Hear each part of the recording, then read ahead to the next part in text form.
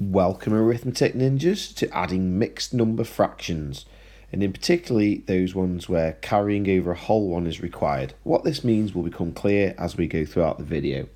Some of the fractions have got the same denominator, like in question 1, dealing with thirds and thirds, whereas some of them have different denominators. So all the other questions have got different denominators. If there's different denominators, we will need a common denominator before we can continue. So let's go straight for question 1. So we've got 3 1/3 plus 1 1/3.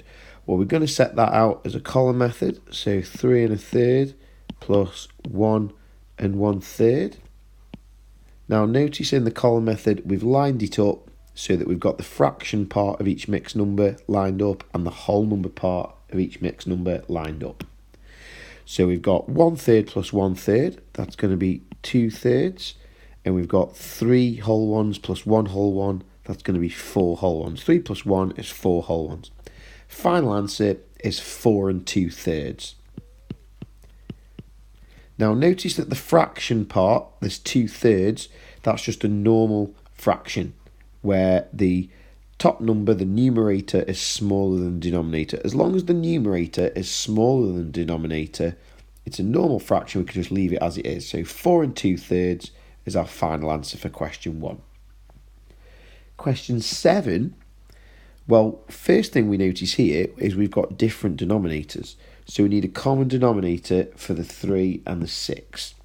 Well, you can just double the 3 to get 6.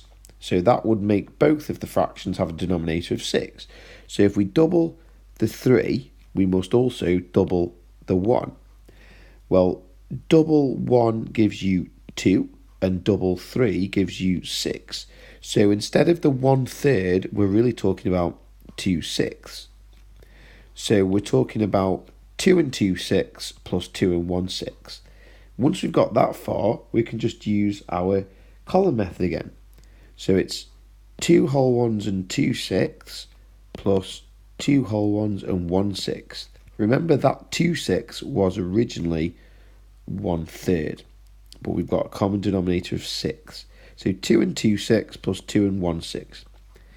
2/6 plus 1/6 is like saying 2 apples plus 1 apple. That would be 3 apples. So 2/6 and 1/6 is 3/6. And the whole numbers, 2 plus 2 is 4. So your final answer is 4 3/6. Now 4 3/6 would be accepted in your SATs exam. But if you want to go a stage further and do what you would have to do in year 7, you would be able to simplify the 3/6. 3 and 6 both divide by 3. They're both in the 3 times table. So 3 divided by 3 is once, and 6 divided by 3 is twice. So your final answer could also be 4 1/2. 4 1/2. Either of those two answers would get you the mark in your SATs exam. Question 10. Again, we need to find a common denominator for 3 and 6. And we can actually do exactly the same again. If we times the 3 by 2, we're going to get 6. Times the 1 by 2, we're going to get 2. So instead of 2 1/3, we can replace the third with the equivalent fraction of 2/6. So we can now deal with 2 2/6. Again, set it up like a column method. So that's 1 5/6 plus 2 whole ones and 2/6. Let's have a look where that takes us. So 5/6 and 2/6 is 7/6. And 1 plus 2 is 3. Now we've got a little bit of a problem with this one because 7/6 is an improper fraction. And you're not allowed to leave an improper fraction if it's got a whole number in front of it. You are allowed to leave an improper fraction if it's just the improper fraction with no whole number. So if we ever did a question and we got an answer of 7/6, you would be allowed to leave that in your SATs and you would still get the mark.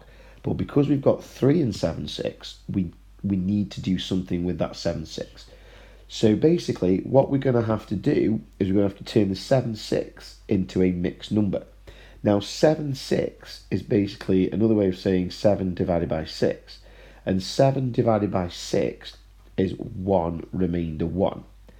but that remainder of 1 would also be divided by 6 as well. So it's 1 and 1/6. So what we've actually got is 3 whole ones plus an extra 1 and 1/6, which actually together is going to give you 4 whole ones plus an extra 6, because 3 plus 1 is 4, plus the extra 6 is 1/6. So it's 4 and 1/6. Question 11, let's see what we've got to do on that one. Well, we need a common denominator for 2 and 4. Well, if you double the 2, you're going to get 4. So if you double the 1, you're going to get 2. So that's going to become 2/4. 1/2 is having an equivalent fraction of 2/4. We don't really need the half anymore because we've replaced it with 2/4. So we're dealing with 4 and 3/4. Set it out on your column method, plus 2 and 2/4. Add your fraction part first. So 3/4 plus 2/4 is like saying 3 apples plus 2 apples. That's 5 apples. So 3/4 plus 2/4 is 5/4. And 4 plus 2 is 6. Now again, we've got the same problem as we had last time. This is an improper fraction, and we can't just leave the improper fraction if it's got 6 whole ones in front of it. So in the same way that 7/6 was 7 divided by 6, 5/4 is 5 divided by 4. 5 divided by 4 is 1 remainder 1. And because we're divided by 4, that 1 is also divided by 4, which leaves us with 1 1/4. So what we've actually got is the 6 whole ones, and the 5/4 is the same as 1 1/4. So it's 6 whole ones plus 1 1/4. Add the 6 and the 1 together, you've got 7 whole ones, and the extra quarter makes the final answer 7 1/4. For the last question, we need a common denominator for 4 and 8. Well, if you double the 4, you're going to get 8. So if you double the 1, you're going to get 2. So equivalent fraction to 1/4 is 2/8. So we can replace the 1/4, scribble that out with 2/8. And now let's do a column method. So it's 1 and 7/8 plus 2 whole ones and 2/8. Add your fractions together first. So 7/8 plus 2/8 is 9/8, which is an improper fraction. We'll have to deal with that later. And 1 whole one plus 2 whole ones is 3 whole ones. Well, the improper fraction, 9/8, we need to do something with that.